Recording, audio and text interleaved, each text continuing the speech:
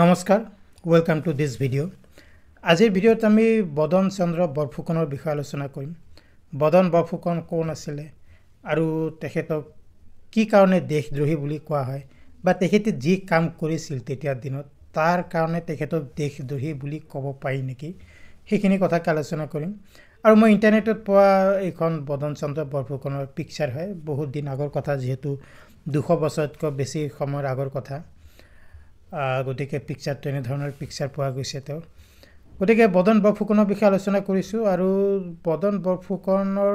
মানে যি কৰিছিল তাৰ ফলস্বৰূপে অসম তথা যি ভাৰতৰ উত্তৰ পূৰ্বাঞ্চল আছিল তাৰ ভৱিষ্যত কি ধৰণে সলনি হ'ল সেইখিনি কথাও মানে আলোচনা কৰিবলগীয়া যদিও সেইখিনি কথা ডিটেইলছত মই পাৰ্ট 2 আলোচনা কৰিম আজিৰ ভিডিওটো পাৰ্ট 1 বুলি ধৰি ল'ব বদন বৰফুকন আৰু যি মানৰ আক্ৰমণ আছিল অসম সেই মানৰ আক্ৰমণখিনিৰ ওপৰত মই পাৰ্ট 2 ভিডিও বনাম আজি বদনৰ বিষয়ে পাৰ্ট 1 ধৰি লওক ভিডিও হ'ব আচ্ছা বদন বৰফুকনৰ বিষয়ে জনাৰ আগতে সেইখিনি টাইমৰ অলপ ব্যাকগ্ৰাউণ্ড জানি ল'ব লাগিব 1800 শতিকাৰ শেষৰ পিনে কি হ'ল মোৱামৰীয়া বিদ্ৰোহৰ বিষয়ে মই আলোচনা কৰি থৈছো তাৰ লিংক মই আই বাটনত দি দিম আৰু দন্দুৱা বিদ্ৰোহৰ কাৰণে কি হ'ল আহোম ৰাজ্য কিন্তু বহু পৰিমাণে দুৰ্বল হৈ গৈছিল আৰু অন্যান্য কিছু আন্তৰিক সমস্যাও আছিল সেইবিলাকৰ কাৰণে আহোম ৰাজ্য যথেষ্ট দুৰ্বল হৈ পৰিছিল আৰু আহোম ৰাজ্যৰ পতনৰ ভিডিও মই বনাই থৈছো তাৰ লিংক মই পাইলে আই বাটনত দি দিম সেই সময়ত প্ৰধানমন্ত্ৰী পূৰ্ণানন্দ বুঢ়াগোহাঁই তেখেতে যথেষ্ট কষ্ট কৰিছিল আৰু যথেষ্ট কষ্ট কৰি আহোম ৰাজ্যৰ শক্তি একত্ৰিত কৰিবলৈ সক্ষম হৈছিল আৰু যি মোৱামৰীয়া বিদ্ৰোহ হৈছিল বা যি দন্দুৱা বিদ্ৰোহ হৈছিল সেইবিলাকক নেওচি তেওঁ আহোম ৰাজ্যক এটা মানে ঠিকঠাক পজিশন এটা দিয়াইছিল যথেষ্ট কষ্ট কৰি এতিয়া কথা হ'ল যে এই বদন বৰফুকন কোন আছিল সেইখিনি সময়তে গুৱাহাটীৰ গভৰ্ণৰ আছিল বদন বৰফুকন গুৱাহাটীৰ শাসক আছিল আৰু এই পূৰ্ণানন্দ বুঢ়াগোহাঁই যি যোৰহাটত আছিল তেতিয়া যোৰহাট আহোম সকলৰ ৰাজধানী আছিল সেই যোৰহাটত থকা পূৰ্ণানন্দৰ ওপৰত বদন বৰফুকন যথেষ্ট মানে হ'ল মানে উদ্বিগ্ন হ'বলৈ আৰম্ভ কৰিলে পূৰ্ণানন্দৰ যি মানে ইনফ্লুৱেন্স যি মানে প্ৰভাৱ সমগ্ৰ আহোম ৰাজ্যক একত্ৰিত কৰি ৰাখিব পাৰিলে তাৰ ওপৰত বদন বৰফুকন যথেষ্ট উদ্বিগ্ন হ'বলৈ আৰম্ভ কৰিলে আৰু সেই গতিকে বদনে কি বিচাৰিছিল পূৰ্ণানন্দ বুঢ়াগোহাঁইৰ সৈতে মিত্ৰতা স্থাপন কৰিব বিচাৰিছিল কাৰণ পাৱাৰফুল মানুহ পূৰ্ণানন্দ বদন গুৱাহাটীত আছিল গতিকে ভাবিছিল মিত্ৰতা স্থাপন কৰিব আৰু সেই সূত্ৰে তেখেতে কি কৰে নিজৰ জীয়েক পিজৌ গাভৰুক পূৰ্ণানন্দৰ পুতেকৰ সৈতে বিয়া লৈ দিয়ে আৰু তাৰ সৈতে দিয়ে যথেষ্ট পৰিমাণৰ মানে অলংকাৰ বা বাচন ইত্যাদিও মানে যৌতুক হিচাপে দিয়ে নিজৰ জীয়েকৰ বিয়াত যি পূৰ্ণানন্দৰ পুতেকৰ সৈতে নিজৰ বিয়া দিছিল এইখিনি কাম কৰিছিল মানে বদনে পূৰ্ণানন্দৰ সৈতে বন্ধুত্বপূৰ্ণ সম্পৰ্ক মানে গঢ়ি তুলিবলৈ এতিয়া কি হ'ল বদনে মানে যিখিনি কৰি আছিল তাৰ ফলস্বৰূপে পূৰ্ণানন্দ বুঢ়াগোহাঁইৰ সন্দেহ হ'ল যে বদনে এইবিলাক কি কৰি আছে তোৰ কিবা বদনৰ কিবা বেলেগ ইন্টেনশনটো নাই কিবা বেলেগ কিবা তো বিচৰা নাই এইখিনি কথা বদনে গম পোৱাৰ ফলস্বৰূপে কি হ'ল পূৰ্ণানন্দক হত্যা কৰাৰ পৰিকল্পনা কৰিলে যোৰহাটত আৰু তাৰ ফলস্বৰূপে কি হ'ল কিছু মানে কনস্পাইৰেটৰ মানে চক্ৰান্তকাৰীৰ সৈতে মানে যোৰহাটত পূৰ্ণানন্দ বুঢ়াগোহাঁইক হত্যা কৰাৰ পৰিকল্পনা কৰে কিন্তু সেই যিসকলে চক্ৰান্তকাৰী আছিল সেইসকল ধৰা পৰিলে ধৰা পৰাৰ ফলত মানে গম পালে যে সেইসকলক মানে বদন বৰফুকনে পঠিয়াইছে পূৰ্ণানন্দক হত্যা কৰিবলৈ আৰু এইখিনি কথা মানে এই যি কনস্পাইৰেটৰসকলে মানে যি চক্ৰান্তকাৰীসকল ধৰা পৰাৰ কথা বা বদনৰ যি লিংক আছিল সেই কনস্পাইৰেচিত অংশগ্ৰহণ কৰা সেইখিনি কথা ধৰা পৰাৰ পিছত বদনে ধৰিবলৈ পূৰ্ণানন্দ বুঢ়াগোহাঁইয়ে কিছু মানুহ পঠিয়ায় আৰু সেই মানুহখিনি অহাৰ কথা আগতীয়াকৈ মানে বদনে গম পালে কেনেকৈ গম পালে নিজৰ জীয়েকৰ পৰা নিজৰ জীয়েকক অলৰেডি কোৱা হৈছে যে পূৰ্ণানন্দৰ পুত্ৰলৈ বিয়া দিছিল আৰু বদন বৰফুকন এইখিনি কথা গম পোৱাৰ পিছত বেংগললৈ পলাই যায় কি কাৰণে বেংগললৈ পলাই যায় সেই সময়ত বেংগল বা বংগত ব্ৰিটিছৰ শাসন আছিল ঠিক আছে আৰু পূৰ্ণানন্দৰ বুঢ়াগোহাঁই যিখিনি মানুহ পঠাইছিলে সেইখিনি মানুহে বদনক বেংগলৰ কোনো এক স্থানত গ্ৰেপ্তাৰ কৰিবলৈ সক্ষম হয় কিন্তু তাৰ যি লোকেল পুলিচ অফিচাৰ আছিলে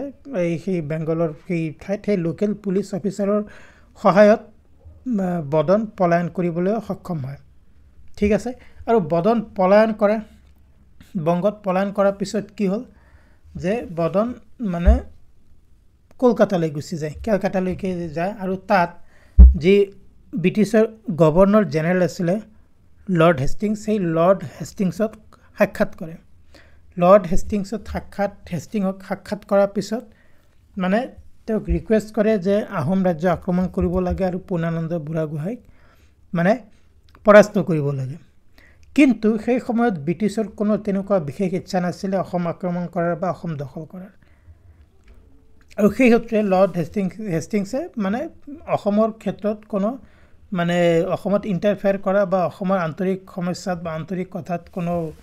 মানে যি মানে অংশগ্ৰহণ কৰাৰ পৰা বিৰত থাকিব বুলি মানে বদনক কৈ দিয়ে মানে ব্ৰিটিছৰ কোনো ইচ্ছা নাছিলে যে আহোম ৰাজ্য আক্ৰমণ কৰিব বুলি কিন্তু সেইখিনি সময়তে যি বাৰ্মা মানে আজিৰ ম্যানমাৰ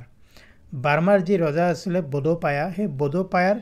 এগৰাকীৰ প্ৰতিনিধিও কলকাতা ভ্ৰমণলৈ আহিছিলে বদনে কি কৰিলে সেই বড়োপায়া মানে যি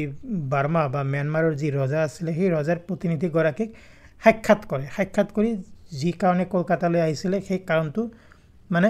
ব্যক্ত কৰে সেই কাৰণটো কি আছিলে যে আহোম ৰাজ্য আক্ৰমণ কৰিব লাগে বা পূৰ্ণানন্দ বুঢ়াগোহাঁইক মানে হৰুৱাব লাগে এতিয়া কি হ'ল বদনে যি ৰিকুৱেষ্ট কৰিলে সেই প্ৰতিনিধিগৰাকীয়ে কি কৰিলে বদনক ম্যানমাৰলৈ লৈ গ'ল বা বাৰ্মালৈ লৈ যোৱাৰ পিছত মানে যি বাৰ্মাৰ ৰজা আছিলে বড়োপায়া সেই বড়োপায়াৰ সভাত গৈ তেওঁলোক উপস্থিত হয় মানে বদন আৰু সেইগৰাকী প্ৰতিনিধি আৰু তাত বদন বৰফুকনে সেইগৰাকী ৰজাক মানে ৰিকুৱেষ্ট কৰে যে আহোম ৰাজ্য আক্ৰমণ কৰিব লাগে আৰু যি আহোমৰ ৰজা আছিলে বা যি আহোমৰ প্ৰাইম মিনিষ্টাৰ আছিলে তেওঁলোকক যুদ্ধ পৰাস্ত কৰিব লাগে আৰু সেই মানে যি ৰিকুৱেষ্ট আছিলে বদনৰ সেই ৰিকুৱেষ্ট এই বাৰ্মাৰ ৰজাজনে ৰক্ষা কৰে আৰু 27 মাৰ্চ 1817 চন মানে মানৰ প্ৰথম আক্ৰমণ হয় অসমত বাৰ্মিজ ইনভেশন মানে মানৰ আক্ৰমণ মানে অসম 3 বাৰ আক্ৰমণ কৰিছিল আৰু সেই প্ৰথমটো আক্ৰমণ হয় 27 মাৰ্চ 1817 চনত আৰু পৰৱৰ্তী দুটা আক্ৰমণ হয় মানৰ বিভিন্ন কাৰণত সেই মানৰ আক্ৰমণৰ ডিটেইলছ ভিডিও মই নেক্সট বনাম পাৰ্ট 2 বনাম আৰু সেই মানৰ যে আক্ৰমণ হ'ল এটা সময়ত মানে অসম দখল কৰিলে আৰু সেই মানক হৰুৱা বুলি ব্ৰিটিছে মানৰ সৈতে যুদ্ধত অৱতীৰ্ণ হয় আৰু ব্ৰিটিছে মানক যুদ্ধত মানে হৰুৱালে আৰু ইয়াণ্ডাবু চুক্তি অনুসৰি অসম তথা উত্তৰ পূৰ্বাঞ্চল ব্ৰিটিছৰ অধীনলৈ যায় 1826 ত ইয়াণ্ডাবু সন্ধি অনুযায়ী আৰু তেতিয়াৰে পৰা ভাৰত স্বাধীন হোৱালৈকে অসম ব্ৰিটিছৰ অধীন হৈ থাকে গতিকে আপুনি চাওক কিয়াতে যে বদন বৰফুকনে যি কৰিলে মানৰ দ্বাৰা অসম আক্ৰমণ কৰালে আৰু সেই মানৰ যি তিনিটা অসম আক্ৰমণ আছিলে সেই কেইটা আক্ৰমণত অসমৰ যথেষ্ট ক্ষতি হয় ধনজনক ক্ষতি হয় বহুতো মানুহৰ মৃত্যু হয় বহুতো মানুহ অসম এৰি অন্যান্য স্থানলৈ পলায়ন কৰে তাৰ ফলস্বৰূপে অসমৰ জনসংখ্যাও যথেষ্ট পৰিমাণে হ্ৰাস পাইছিলে আৰু যথেষ্ট নিষ্ঠুৰ আছিলে এই মানৰ যি সেনা অসম আক্ৰমণ কৰিছিলে আৰু এইখিনিতো কথা আছে আৰু তাৰ লগতে কি হ'ল ব্ৰিটিছে মানে অসম দখল কৰিলে মানুহ হৰুৱা বুলি ব্ৰিটিছে অসম দখল কৰিলে গতিকে এইখিনি কাৰণতে অসম ব্ৰিটিছৰ অধীনলৈ গ'ল মানে সেই বদন বৰফুকন সেইখিনি সময়ত মানৰ দ্বাৰা অসম আক্ৰমণ নকৰাহেঁতেন হয়তো অসম স্বাধীন অঞ্চল হিচাপে থাকিলেহেঁতেন ব্ৰিটিছৰ অধীন কেতিয়াও নহ'লহেঁতেন আৰু সেইখিনি কাৰণতে বদনক দেশদ্ৰোহী বুলি ক'ব পাৰি কাৰণ বদনৰ মানে যিখিনি কাম কৰিছিলে যিখিনি চক্ৰান্ত কৰিছিলে তাৰ ফলস্বৰূপে অসম তথা উত্তৰ পূৰ্বাঞ্চলৰ ভৱিষ্যত মানে এক দীঘলীয়া সময়ৰ কাৰণে অন্ধকাৰলৈ গৈছিল গতিকে ফ্ৰেণ্ডছ এইখিনি আছিল আলোচনা কৰিবলগীয়া কথা বদন চন্দ্ৰ বৰফুকন কি কাৰণে দেশদ্ৰোহী বুলি কোৱা হয়